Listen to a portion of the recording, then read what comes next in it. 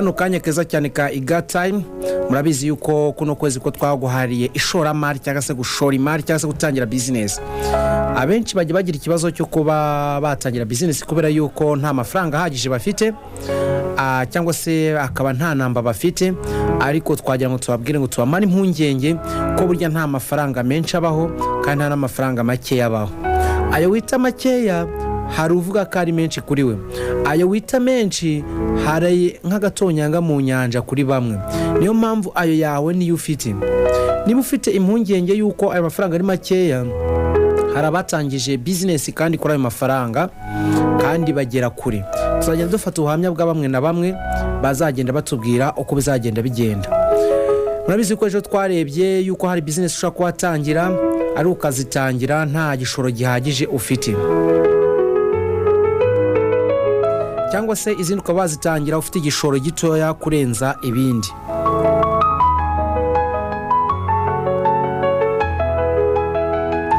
Ibyo rero buriya wamenya yuko nabyo bishoboka. Niyo mpamvu hari business ushobora kuhatangira ufite igishoro gitoya gishoboka.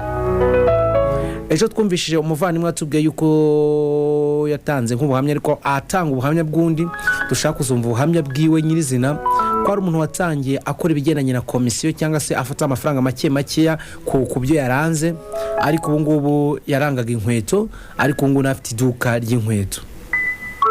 Nawe rero wumva yuko ibintu bigendanye no kuranga bishoboka kandi byagenda neza. Ibyo rero niba ufite imbaraga n'umuhate wabitangira kandi bikarushaho kuba byagenda neza nawe.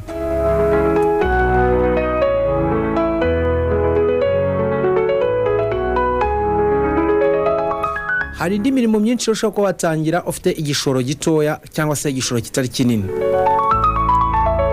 Hari abantu benshi mugenda mubona mukabona yuko ari akazi gaciriritse, ariko nyamara bakorera amafaranga.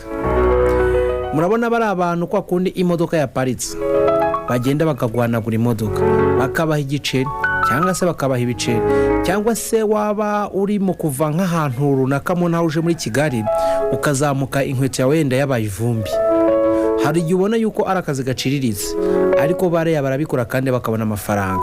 Ase utekereza ko iyo mirimo igiye ibaho, menya rero ko umurimo bita ubufasha cyangwa se helpers, gufasha umuntu ikintu atarashoboye muri ako kanya, gufasha umuntu ikintu atarashoboye ako kanya kuba yakwikorera, akagutwa duce dukeya ugenda uturunda tukazabyara amafaranga.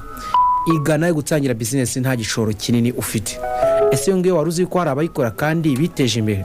Ndashaka ko tuzagenda tuzivuga mu minsi ibe tujya gufata ubuhamya bw'abantu. Ariko twavuze yuko igishoro cya mbere nyamukuru ari ikinyabupfura, ari na discipline, kubera ko ibyo nubikora bazagenda bakwizera uzakore ibihambaye kurushaho. Ikiri kiganiro nezerwa, aka ni agace keza cyane bita Iga Time.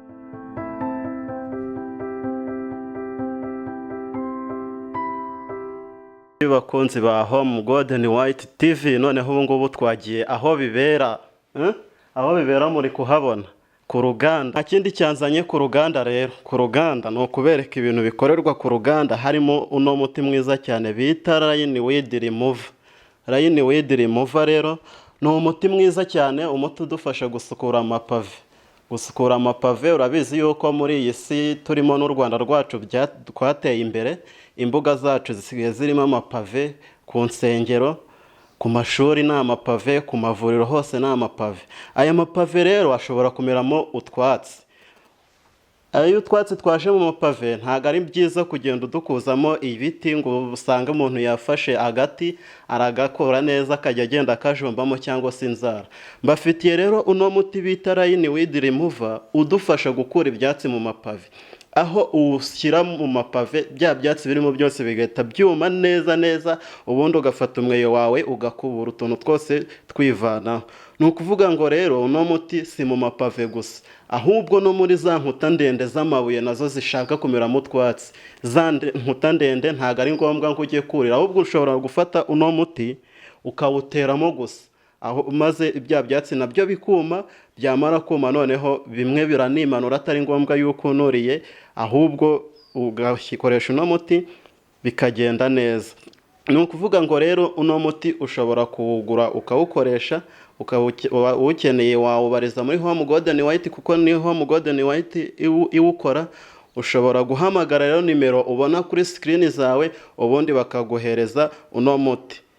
Nimwumve rero yemwe abavuga muti uyu munsi cyangwa ejo muzajya mu mudugudu w'inaka, ahubwo mwagakwiye kuvuga ati uyu munsi uyu munota turajya muri Home Golden White baduhe uno muti bita Line Weed Remover, udufashe kwirinda kwangiza amapave yacu tuyaharuza ibyuma.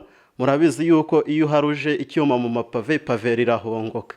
Kuvuga ngo rero muhamagare nimero ya Home Golden White badufashe kubona uno muti, kandi ushobora kuwubona ahantu waba uri hose.